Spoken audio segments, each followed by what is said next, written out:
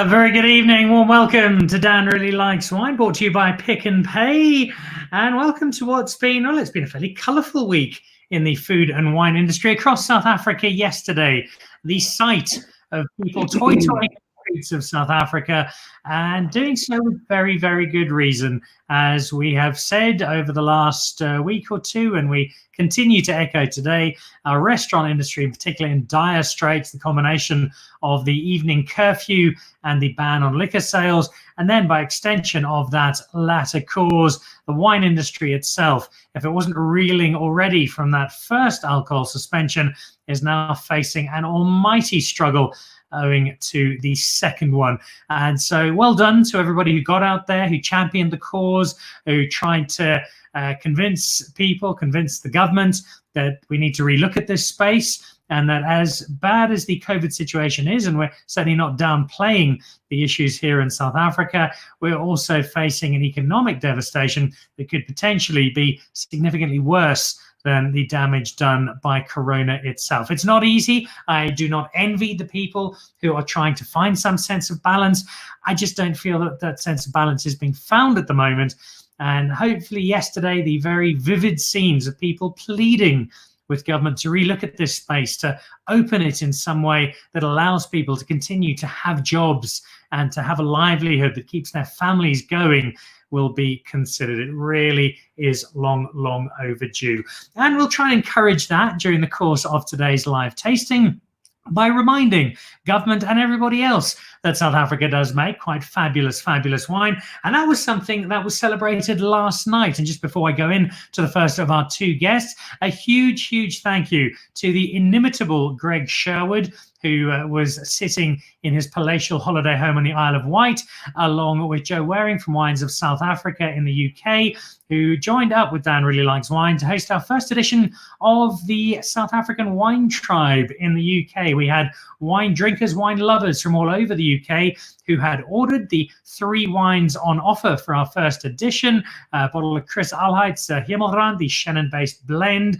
We also had one of Ian Nordier's Grenaches, the old vine from 2014, and a 2015 Buchenholzkloof Syrah. And we had all 3 winemakers, Chris, Ian, and Gottfried Mocker from Buchenholzkloof, joining us to discuss that wine. It was a delightful hour for the wine itself, delightful for the company, but most rewarding for being able to provide a platform to engage, to indulge in, and to celebrate South African wine. And yes, it's a tiny drop in the ocean of wine sales that need to be made up to cover for those lost in South Africa in recent times, but it still felt good to have people from all over the UK having bought South African wine, clearly enjoying it and helping out our industry a little. So if you are watching this from the UK, don't miss the next edition of the South African Wine Tribe. That will be in September the 16th, I think, Wednesday, September the 16th. But also, whether you're in the UK or anywhere else outside of South Africa, please, please, please keep buying South African wine. Not out of sympathy, although I'll take it if that is your reason, but more because it's just such good wine and it is such good value. And we've got 2 winemakers who espouse that tonight. A little later, Corlea Fourie will be joining us from Wellington with an update on their protests yesterday and how the industry is affecting her and the Bosman Family Vineyard, at which she continues to make sensational wine, 2 bottles of which we'll be sampling today, including the near legendary Optenhorst Chenin Blanc. But first of all, we'll be tasting some wine you can actually buy at the moment. If you go down to Pick n Pay right now, Pick n Pay is still open, head down to the shelves, you can buy the wine that we're about to taste, or at least the first 3 bottles. The reason being, it is wine from Van Loveren, and it is the alcohol-free range, or the almost alcohol-free range. It's about 0.4% alcohol, which means if you normally have, let's say you have 4 glasses of wine with dinner, you're celebrating a wedding anniversary, or Liverpool winning the league, which they won't do next season when United win, or some great cause for celebration, you'd need about 120 glasses of this to make up. But what does it taste like? Does it match up? Well, we'll find out, and we'll also check out the Retief Reserve from Van Loveren. Those are our first 4 wines today, and we'll be drinking them in partnership with the winemaker. Jacques Sellier is with us now. Jacques, very good afternoon. Ooh. You're on the show. It's an absolute pleasure to have you and to have you in from a spot I really like. I had the pleasure of coming down to visit you guys last year and to check out the estate and had an absolutely fabulous time. The hospitality was terrific. So too was the wine, but probably the highlight was the level of interest because you had a swarm, which I think is the appropriate term, of wine journalists who were with you all around this new wine that you had launched. And I've got all 3 bottles of it here. It is your almost zero range. And in having this makes you one of the few wine producers in South Africa who can actually sell wine at the moment. Yeah, and that wonderful. It's a drop in the bucket, but at least we can sell something. So yeah, wonderful product to enjoy by everyone. So and like you said, three different options: the wonderful white, the ravishing rosé, and the radiant red. I've tried them all and we're going to sample them together in just a moment. Let's start with the technical side though, because it's the question people always ask me when I've told them about this or introduced them to alcohol-free wine or almost alcohol-free wine. What is the process? How do you make this? How does it differ from the normal wine that you'd give us? Okay, so just in maybe simple terms is, we again start with a vineyard. It's grapes. We farm the vineyard like we would farm it with making normal wine, and that's what we do. We bring the grapes into the cellar, we ferment the sugar to alcohol, and then we have our wine within sort of 15 days of fermentation. Then that wine is then transported to the company that owns the spinning cone column. That's important. And inside this column is about 40 upside down cones. Half of it is fixed, and the other half, they rotate. So what happens is the wine is slowly flowing over these cones. That's spinning, and gently. Yes, and then the wine is spinning out into a very smooth thin liquid film. And at the same time that the cones are spinning, a cold vapor goes up into this column, taking with it, all the aroma flavors and separating it into a separate liquid. So just imagine having, almost 3 columns in front of you, one with the original wine in it. Then the next one is collecting this vapor, and then the third one, will catch all the alcohol. And depending on how much alcohol you want to remove from your wine, you will continuously do this process a couple of times. At the end, you have the 3 different columns, and you take the aroma and then blend it back into the original liquid without the alcohol. There will always be a little bit of alcohol, 0.4%, and that carries, all the flavors. And yes, then we bottle it, and it's ready to be enjoyed. Yeah. It sounds like quite a technical process compared to making a regular bottle of wine. Is this more challenging or a lot easier? Yeah, definitely. It's a new product for us. The process have been there, and we went through a testing phase where it's always little niggles, and you need to make adjustments with your original wine that you de-alkalize. But definitely, we're learning with every bottling almost. And I must say, from where we started to what we have now on the bottle, it's quality. It's a quality product. We get a lot of emails and on social media, a lot of positive feedback.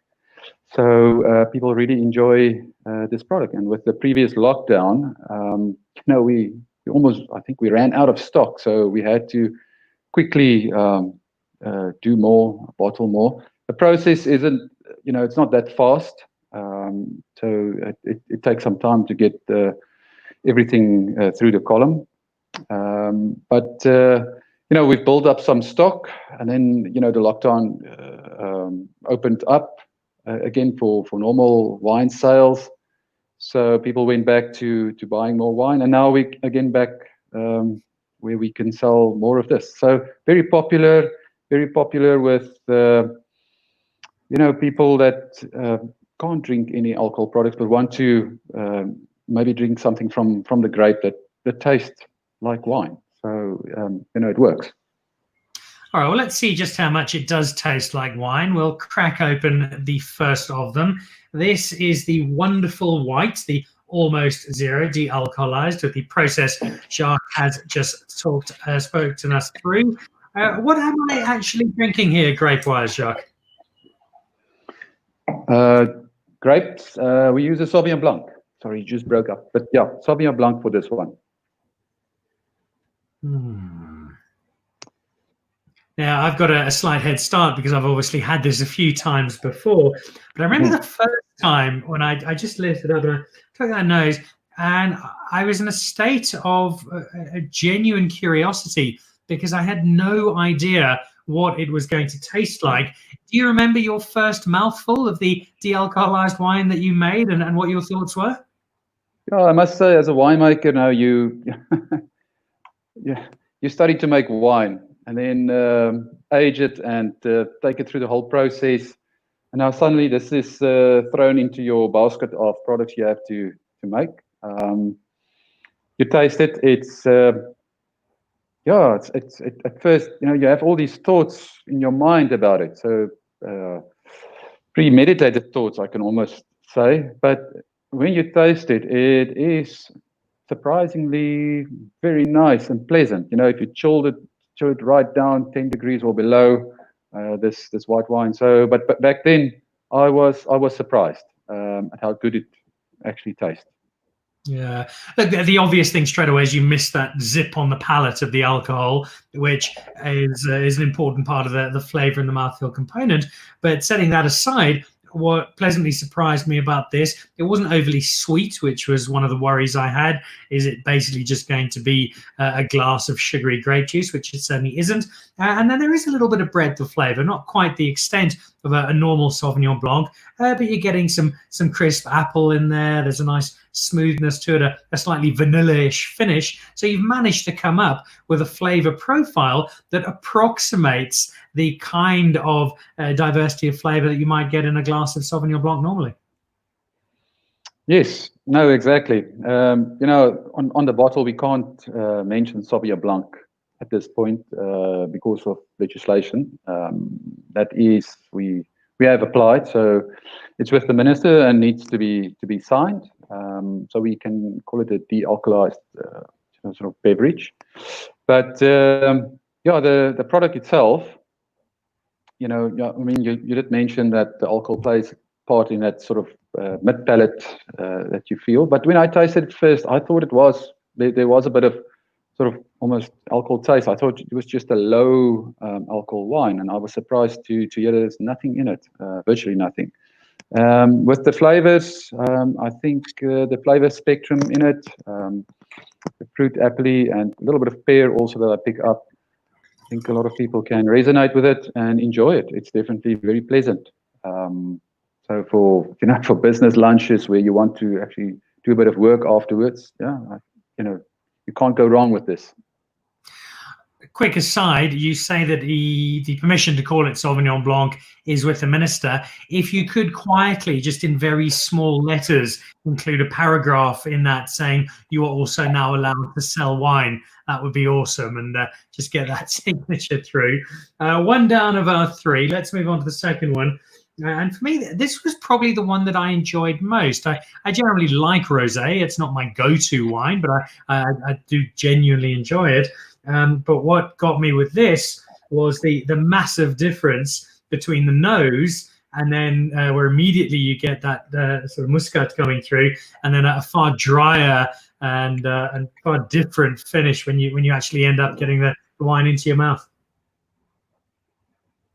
Yes, so a little bit of muscat. I mean, muscat is is a known favorite that comes from this area.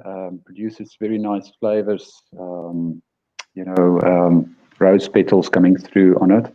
Yeah, and then dry. Maybe the surprise for most people that relates those nice flavors with a more sweeter finish, but definitely very pleasant, very elegant looking color, sort of rose gold in your glass, very sexy, and again, quite a pleasant drink. So something you can really enjoy with friends and with confidence. Give it forward to them. So yeah. And particularly, you've produced something here that's genuinely interesting. There are talking points around the wine, and you've come up with a selection here which says we've given some thought to this. We're not just making a de-alcoholized wine because there is a gap in the market. We want to make a de-alcoholized wine that people are actually going to enjoy. There's going to be a reason to drink it, and I think you've given them several with the first two. On to the red, where red wine often has the aging, it's got the complexity, it's got a lot of factors going on in a lot of red wine. Did that make red a little bit more of a challenge in terms of creating something that sort of hit the mark here? No, of course. So reds, they come in all different shapes and sizes, depending on the varietal, the cultivar that you're working with. So definitely, and also, a lot of reds are being aged in oak barrels. So, we had to experiment a little bit in choosing the right cultivar to work with. So with this one, we chose Merlot. Merlot, a favorite in South Africa, and to use. So it gives us good color in the glass, and the Merlot from this area gives us very nice red fruit character, and that carries through to eventually in your glass. But the challenge is to get the fullness of the palate, and also you have to have added tannins sometimes that people like. This wine a little bit different, this product a little bit different, but there's a smoothness, and I think people will enjoy that.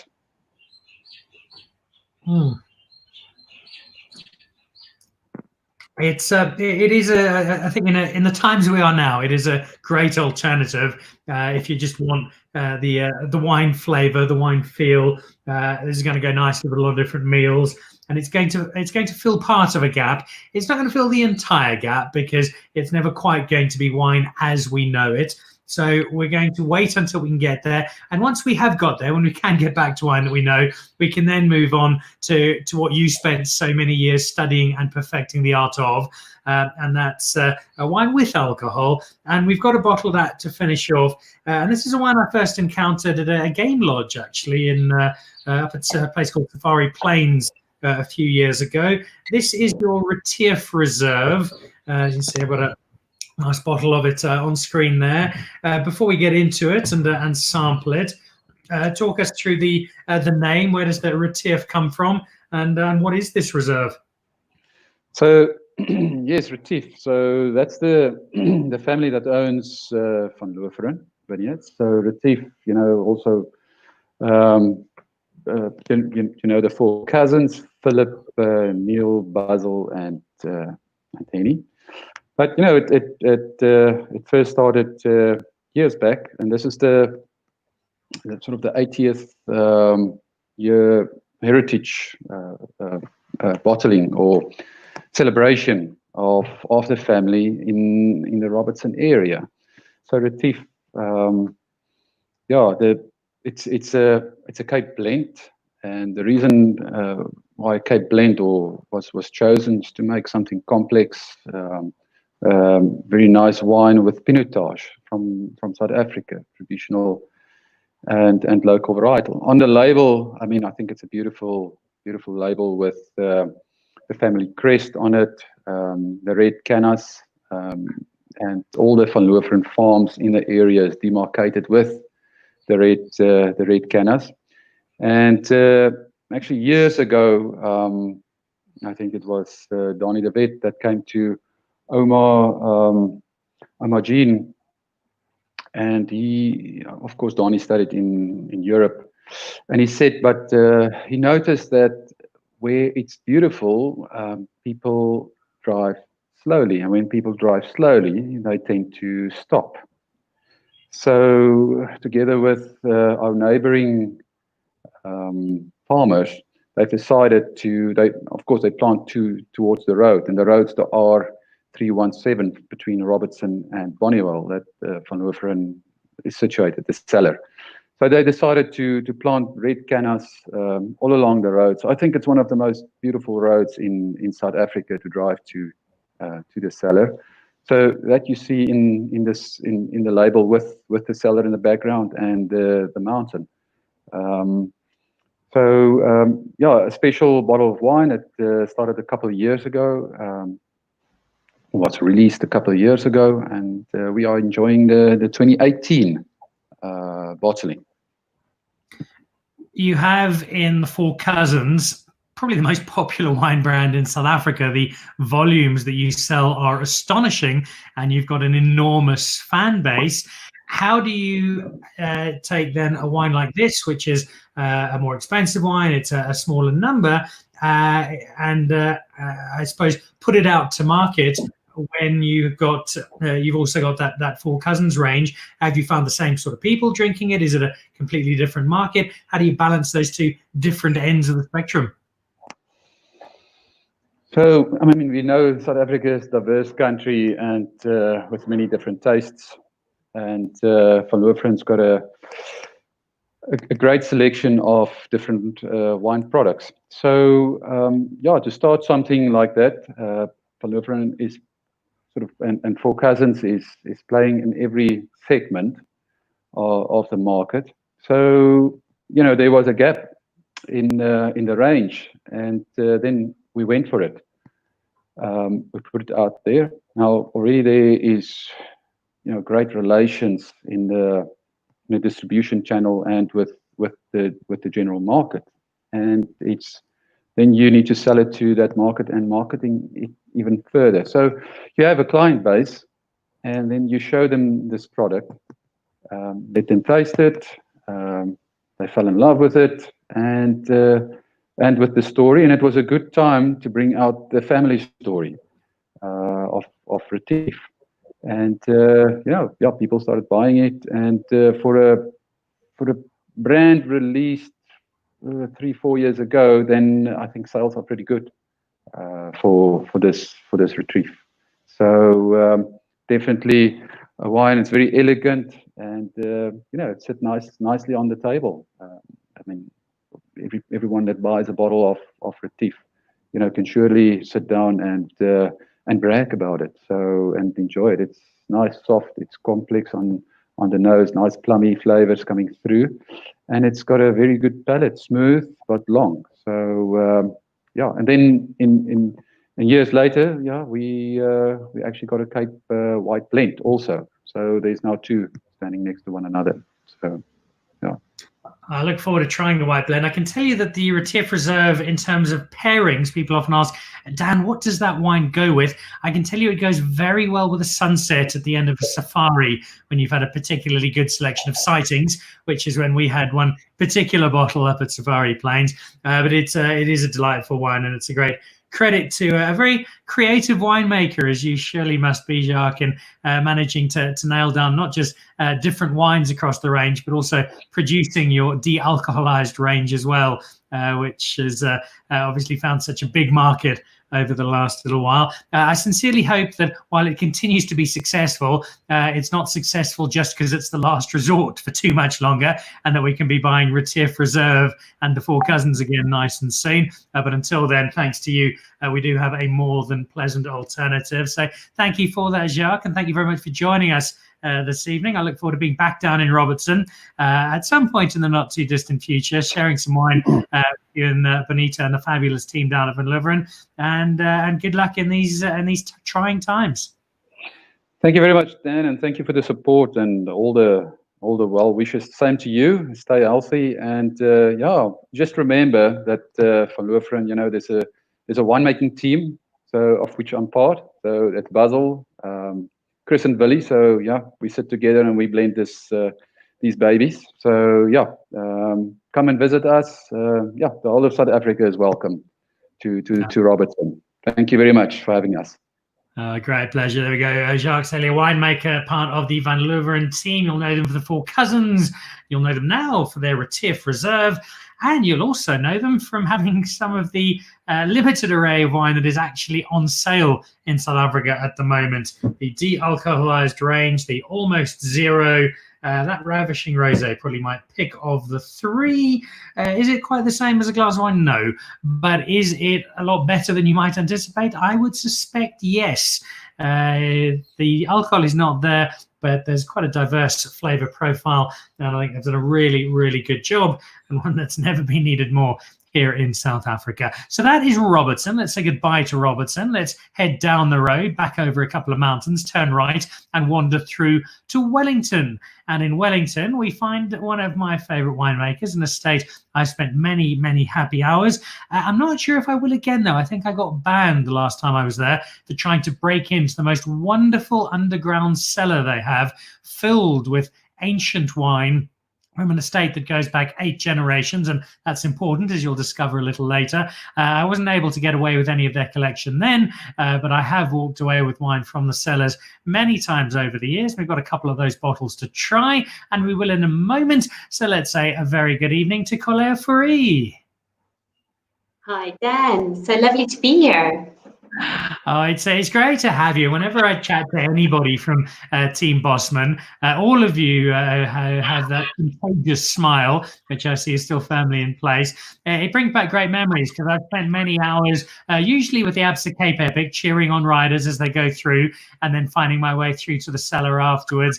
It's a very warm, welcoming, beautiful place. You've got some terrific, terrific views. And generally, it's all love and happiness and laughter and good things, but not quite at the moment. I know you're trying to keep as upbeat and positive as you can, but even you guys have had enough. And I know yesterday, as a community in Wellington, you formed part of a greater national show of concern for the South African government. Yes, we did. I had a big birthday in lockdown this year. I became 40. And last night I was lying in bed and I thought to myself, I became 40, and for the first time in my life, I was part of a protest. It was a peaceful protest, though, and a silent one. So here in Wellington, fantastic collaborators in terms of the events industry, hospitality industry, tourism industry. We set up a table of 1,000 empty chairs. If you could imagine just this long, very solitude table, and visualizing what it looks like when those seats are empty. So very much part of the Job Saves Lives campaign, in solidarity with all of our friends, and part of the bigger ecosystem of wine, which is obviously very much, part and parcel of the moments that we find ourselves in at the moment. We do feel, though, that we can do these things in a proper manner. On the other hand, also being part of a team that works for a family who's been around for 8 generations. Every one of those generations had their trials and tribulations, but there is definitely some solitude and some wonderful strength to be drawn with a little bit of heritage and history, and almost taking a long-term stance on things will be okay. So still very much positive, but on the other hand, also very much worried and mindful that we work with a product which is seasonal, and with harvest around the corner, it seems, there needs to be a little bit of light at the other end of the tunnel for things to become a little bit more normal, and that we can have some wine. And I'm dying to dig into that wine. Your Upton horse is screaming out my name alluringly. But just quickly, the estate that you have, you guys have set a benchmark, not just in Wellington, but in South Africa, for your engagement with your community in terms of the guys who work for you, work with you, are employed, and in many cases have been employed for several generations on the estate. How many people are you looking after? How many livelihoods is Bosman dependent on, with the estate in turn being dependent on selling wine? Yes, so in terms of our bigger operations, we have the farms here in Wellington, which historically, as you said, 8 generations, but then also in terms of the Apollos family and also now co-owners of this multi-ownership model of our business, 5 generations worth of families also living on this farm, and with that heritage and this beautiful story. Then also in 2001, invested in the Hemel en Aarde Valley, in Upper Hemel en Aarde, just because of that beautiful valley, the fact that it gives us a broader scope to give our customers even those cool climate wines that people are so interested in and which are so fantastic. But all in all, we care, and we care for 515 families. So that's the long and the short of it. It is an immense number if you think about the amount of people who might be in the midst of this situation. But in some ways, it's also that bond and the community and what we're working towards that keeps one positive and stronger. I think that's a number worth repeating. That's staggering. 515 families. We're going to have Petrus on the show once lockdown is done. They've got a very exciting partnership as well with the actor Tapelo Mokoena, which we're looking forward to discussing. But you guys have taken a huge amount of initiative in creating this model. And it's a wonderful, wonderful example that I hope many more people will look to follow in one way or another. But it's not the only reason you've made your name. You've also had some rather decent wine come to the fore for a very long time now. I've enjoyed drinking it on many occasions. And the particular wine we're going to start with today, this is one that I've had. I've had this on the show before. I think I was drinking it with Dave Farrell from Lincoln Park, and he was delighted with it. And this is your Upton Horse Chenin Blanc, and this is a bottle that just oozes history, not simply because the Bosmans have been in Wellington for millions of years, but because these vines are almost as old as the Bosmans are in Wellington. Yes, it is a fantastic story. It is a vineyard planted in 1952. So it's the 3rd oldest Chenin Blanc vineyard in South Africa. The first, obvious, being Eben Sadi's Mrs. Kirsten, and then Kaapzicht Spectacular, 1947. So those are the 2 vineyards older than the Optenhorst. And it also, in some ways, is quite personal into my journey into being part of the wine family here at Bosman. The family's cellar is 260 years old. When I started working here, it was when the family started thinking about re-entering the wine industry, as they hadn't made wine in their cellar since the 50s. So there was a new production cellar built onto this beautiful old cellar. I was very fortunate to be able to be here that very first vintage.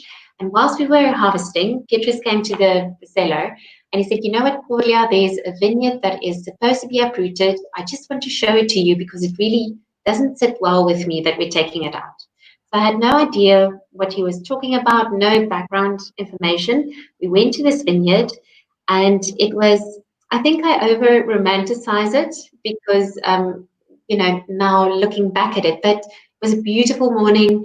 It's really, it just has beautiful background with the mountain on it. And Dan, I know you've got the bottle in front of you. That picture on the label, that's exactly it. You look at the Limit and you see those vines, and it was brilliant. And looked at it and, gauged that there was something special about it. And then Petrus said what the age was. We didn't know that at that point that it was the 3rd oldest. We just knew that, that planted in 52 is definitely something.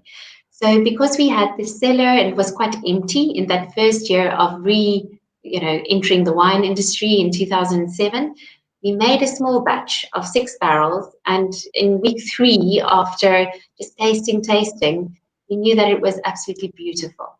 It was so expressive, and so happy that it was because of what it tasted like that we kept it. We didn't keep it because it was old.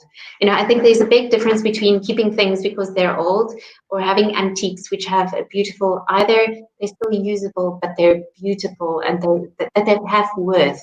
And I think that's where the Old Vine Project is also doing quite a lot of work and bringing a lot of interest and all of the stories of these old vineyards to the fore.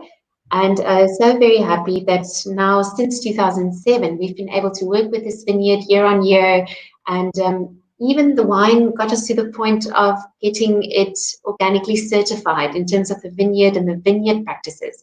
Because we said we can't have a vineyard telling a story if we're manipulating it too much. We wanted to see what this vineyard would be telling us if it had the opportunity to show it in its most natural and beautiful way. So yes, that's the Octanoche story. And a wonderful, wonderful story it is, and a wonderful wine. I just love the fact that I'm drinking wine from vines that are, let me do my maths quickly, 68 years old. And this it reeks with history, but also translates into something really, really special. I know this wine well by now, but I'll hand back over to you. Talk through what we're picking up, what we're tasting, why this is just so striking.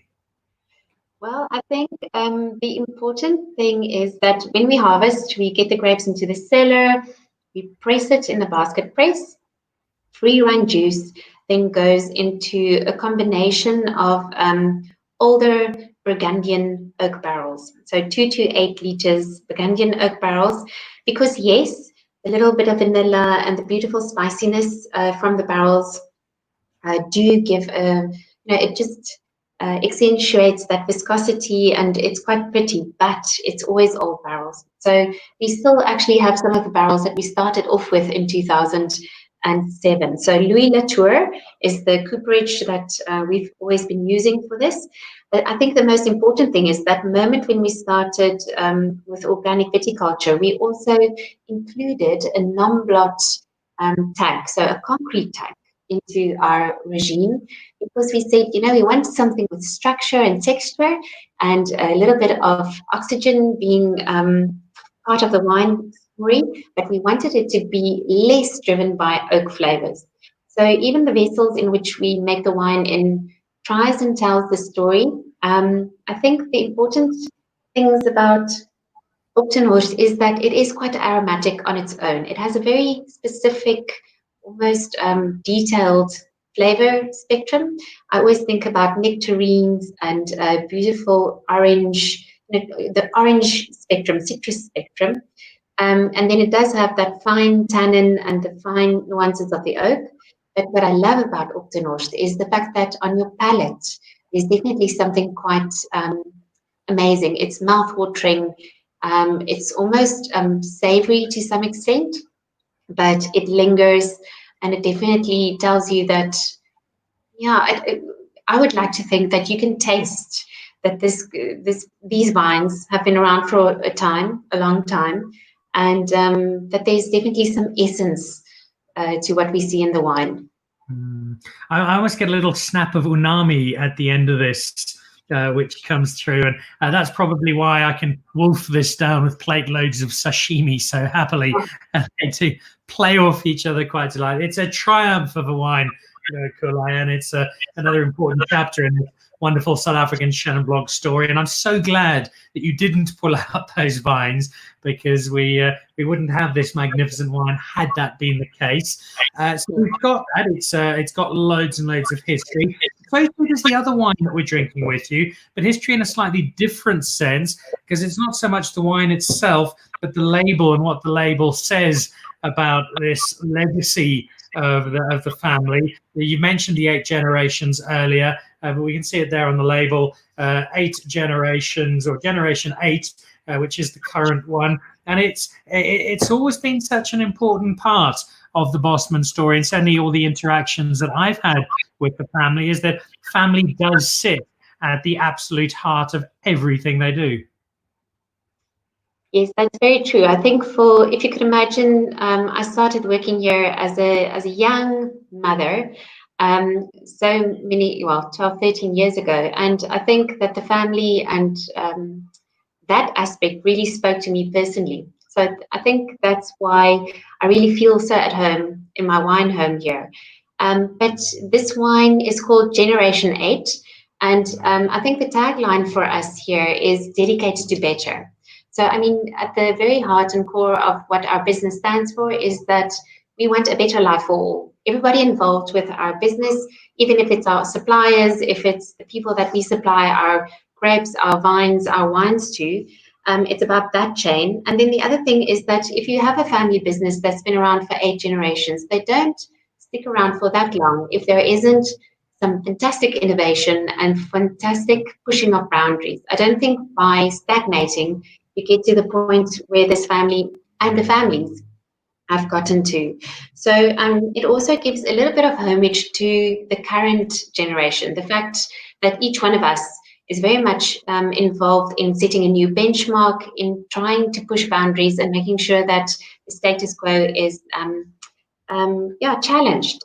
So in this range, it's really about fantastic varietal wines. We have a chenin blanc, we have a rosé made from Cinsault, a grenache noir, which I think is fantastic because it also speaks to varieties that it does well in Wellington. And also, if you think about this wine, it's 12.5% alcohol, and it is beautiful and fresh and lively. It's almost something that, I mean, by the color of it, I hope you can see that, it is, you know, something that you could actually chill down and really enjoy, hopefully when summer comes around, or just have, winter room temperature, and it's really lively and fresh. And yes, so it's varietal wines that pack a story and, speaks to the cultivar, the grape that it's made from. And hopefully this will become the staple of every wine cupboard and wine fridge around.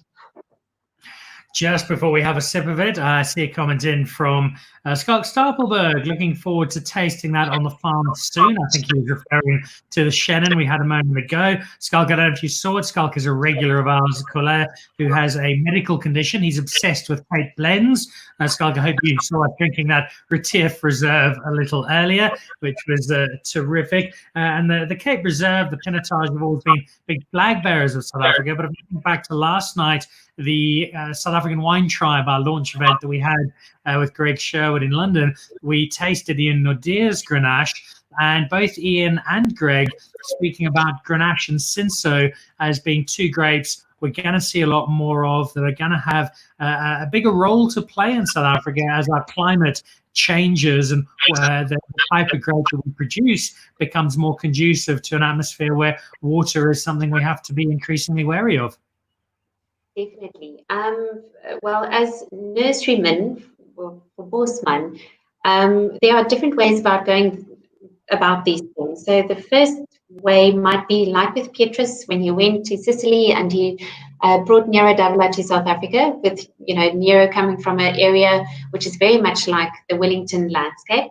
But the other thing is that we can look at things like Cinsault, which has been planted here for so many generations and which have done so tremendously well for a very long time. Grenache is a little bit newer to the scene in terms of our Bosman plantings, but it has become quite important for us with our Adama Red blend, that Mediterranean blend that we do, and also in terms of the beautiful expression that you can get from it when you make rosé. So it's a fantastic, adaptable grape variety, and you can use it in so many different ways. So I think its application in South Africa is fantastic. And then obviously, if you've got people like Ian Nudier, who absolutely does his magic and brings those very elevated wines to the fore, then I think South Africa is going to do tremendous things with this variety in the times to come. And I think that this style of wine and this particular wine is going to get a strong following because it's got such a lightness of touch to it. There's almost a candy floss feel to it in terms of it being so light. It's not nearly as sweet as candy floss, but it's got something that's not dissimilar.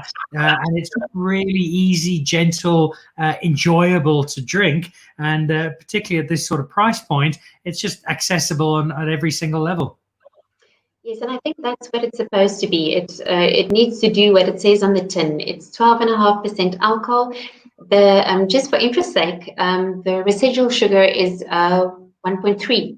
So what you are tasting is just Grenache's beautiful way of purveying a fruit sweetness. which I think is fantastic. And yes, it's not something that you're going to break your head around or try and get your head around. It's a beautiful, clean rendition of a great varietal with fantastic flavor spectrum.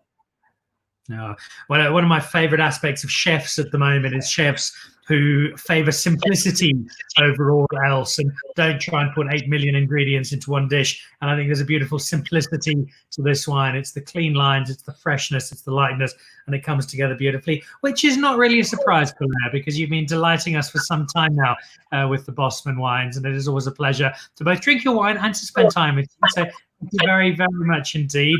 Good luck to you and your Wellington brethren over the next while. I'm sincerely hoping that the efforts of you, the people of Wellington, people in the industry across South Africa will get noticed after yesterday, and that times will ease up a little, and that the wine you worked so hard to produce and to give us can see the light of day sooner again rather than later. Thank you so very much. And then it's what we spoke about earlier. There is such a beautiful generosity to our industry. People have been sitting up and noticing the quality of our wines, and I hope and I think that that is what we will build from, and that we'll use this time to think about how we keep on marketing our stories and getting our stories and the stories of our wines to people. Yeah, maybe stronger together in the end. I have no doubt. Corlea, thank you so much for the time. Thank you for some terrific wine. Couple of last comments before we go. Anthony van Skalkveek saying he's enjoying a glass of the Bosman Grenache. Wish I could share it with my fellow viewers. Anthony, not too long, I sincerely hope. And then Ina Smith, the powerhouse behind Chenin Blanc South Africa. Sorry, tuned in late. Please say hi to Corlea. You missed out, Ina. The Opton horse was absolutely fantastic, but I'll have another glass on your behalf.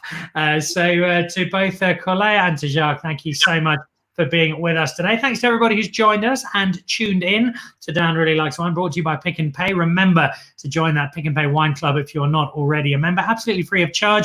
And yes, I know you can't buy wine at the moment, but just as soon as we are able to get those sales going again, you will be benefiting from loads of smart shopper points, from great delivery deals, from some specific wines at a discounted rate, and a really, really great range of proudly South African wine. And a final message to Corlea from Retief Reserve saying, tell my lovely wife I'll have some with her. And then that's actually been cut off, Corlea. The full message from Retief, tell my lovely wife I'll have some with her. I've also made dinner for you, my darling, and I'd like to give you a back massage just as soon as I've finished washing the dishes. So thank you, Bertus, for that lovely, lovely message. Thank you to everybody for always watching and supporting. Next week, we go to the Swartland. We've got all manner of winemakers to catch up with next week. I can't tell you exactly who, because they're still working out who's got dial-up and ADSL and can join us. But Kalilo from Porcelenberg is my man on the ground, and he is assisting us with some great names, people like David and Nadia, for instance, Jasper Wickens and his collection of wine. We might even sneak some Ibn Sadi in at some point if we can get him on as well, but we'll keep you posted. Tune in on Monday. Also look out for the regular episode next week as we continue to do our best to support an industry under siege, but an industry that will come through this. It'll be battered, it'll be bruised, but the winemakers, the wine people, the wine community, too strong, too talented to not come out of this. But we do need a little bit of help from our national leadership. So here's to all of our winemakers, to the two who are with us today, Corlea and Jacques, to all the rest in this industry and our friends in the restaurant industry as well. We're thinking of you, we're supporting you, and we really, really do hope we get through this as quickly as possible. Thanks for tuning in. I'll see you again next week. Goodbye.